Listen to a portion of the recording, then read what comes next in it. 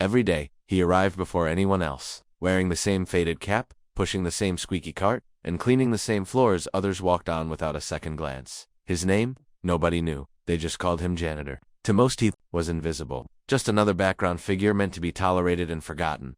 But every move he made was precise. Every surface he wiped, every hallway he paused in, deliberate. He watched, listened, and learned. Across the lobby, Mr. King's CEO strode in like royalty. His suit was spotless, his phone glued to his ear as he barked orders. Not once did he look at the janitor. Not once did he acknowledge his presence. To him, the janitor was just furniture, and that was just the way George wanted it. He didn't flinch when the senior manager mocked him for standing too close to the executive elevators. "Careful, mop guy," the man sneered. "Don't want you ruining the CEO's Italian shoes." They laughed. The kind of laugh that only comes from people who think they've already won. But George didn't laugh. He simply nodded, moved aside, and went back to mopping. He didn't need to speak. His silence had weight. The boardroom upstairs was in chaos. The company's stocks were plummeting, investors were withdrawing, the ship was sinking, and no one had a life raft. "We need new capital," Kingston barked, slamming his hand on the table, "or this company goes under by the next quarter." "But sir," a board member said nervously, "we've contacted 30 firms already. No one's interested." Desperation filled the upper floors, while George quietly cleaned just below, listening to everything through paper-thin walls and open doors. But he wasn't interested in gossip. He was studying the patterns, the decisions, the arrogance, because this company, George knew it better than anyone. Years ago, he was one of its architects, a financial prodigy with a mind for numbers and a vision for innovation.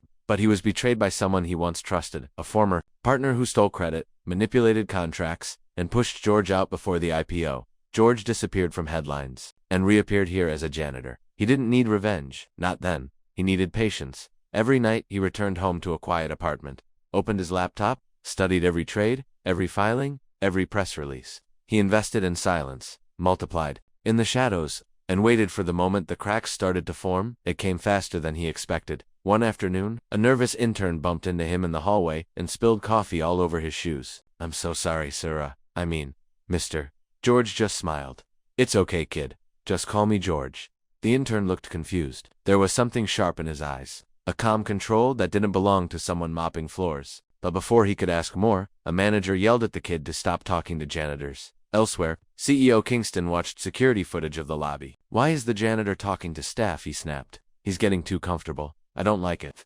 The next morning, when George arrived, something was different. The security guard he'd greeted every day for 5 years didn't smile. "Sorry, George," the guard said awkwardly, not meeting his eyes. "Orders from the top. You've been terminated. No warning, no reason. Just like that." George looked at the building one last time, then he walked away. But not before leaving behind one final item with the front desk, an envelope, sealed, marked confidential, addressed to the CEO. Inside the envelope, Kingston found something that made his heart stop. A legal purchase agreement, a signed letter, and a name, effective immediately. "Controlling ownership of this corporation has transferred to GM Holdings. Signed, George Milton." He read it again. George Milton, not the janitor, not mop guy. George Milton, the former co-founder. The man who had silently bought up every piece of the company from behind 100 shell firms. Slowly, over 5 years, waiting for the perfect moment, the boardroom lights were dim when the emergency meeting was called. George walked in not in a janitor's uniform, but in a tailored black suit, eyes calm, expression unreadable. The board members stared in stunned silence. The interns whispered. Even the senior managers couldn't look him in the eye. "I've been watching this company rot from within," George said quietly, "while you all played king and queen of a crumbling castle." The CEO stood up, trembling.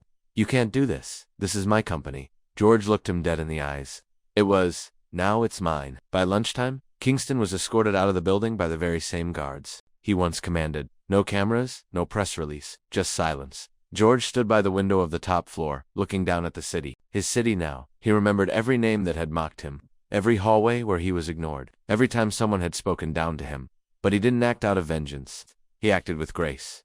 Later that day, a quiet knock came at his office door. It was the intern. "I just wanted to say thank you, sir. You were kind to me when you didn't have to be." George smiled. "Never forget where you came from, kid. And always respect those who clean the floor you walk on. They might own the building one day." The mop closet still sat on the ground floor. George visited it one last time. The mop, the bucket, the faded uniform still there.